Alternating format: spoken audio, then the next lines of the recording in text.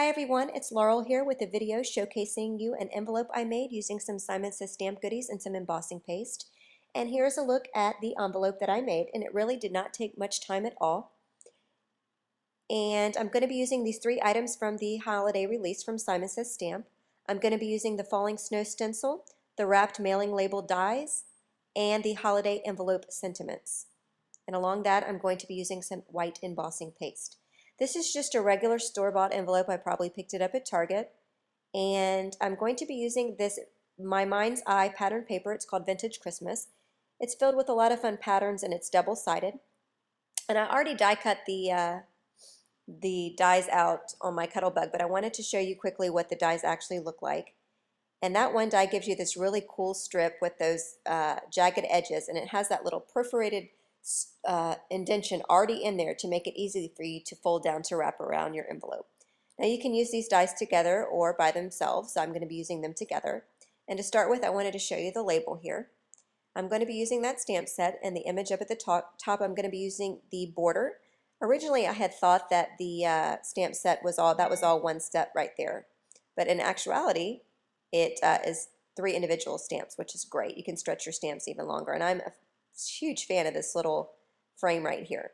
I'm going to be using some Hero Arts charcoal shadow ink. It's a great alternative to a traditional black, and it's a really deep heather gray. I really like that. And I'm going to be using the Please Deliver To sentiment across the top. I wanted to pick an ink that matched the background.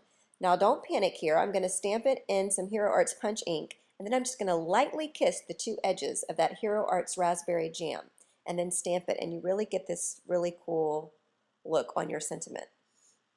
I wanted to show you how I got that Lucas there because I was entirely too lazy to pull out my alphabet stamps. It's pitiful, actually. So I got some Kelly Perky alphabet stickers in white, and I took my black Wink of Stella glitter pen, and I just colored in the letters and then applied them that way. It's a great way to stretch out your alphabet stickers or your thickers if you have them in white.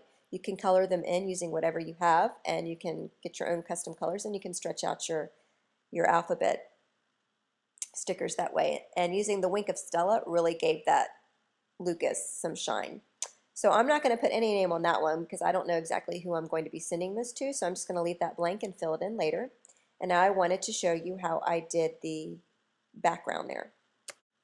That is Tim Holtz Distress Paint in Brush Pewter, and I'm taking the large snowflake from the stamp set, and you can see I'm just kind of dotting it onto the stamp, and I'm going to stamp the stamp once, and then I'm going to stamp it again without adding any more of the distress paint to it. And I'm going to do this 2 more times here.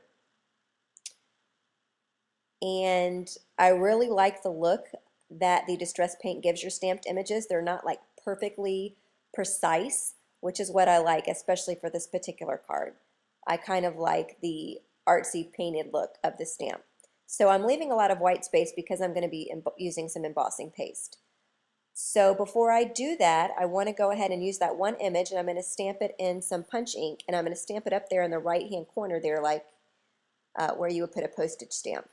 And I've gone ahead and dried all that with my heat gun to make sure that everything is dry and secure before I go over with some embossing paste. And I'm going to be using this stencil. Now on the envelope up at the top, I did most of the snowflakes at the bottom, and this time I'm going to do a lot of the snowflakes up at the top. I wanted to change it up just a little bit.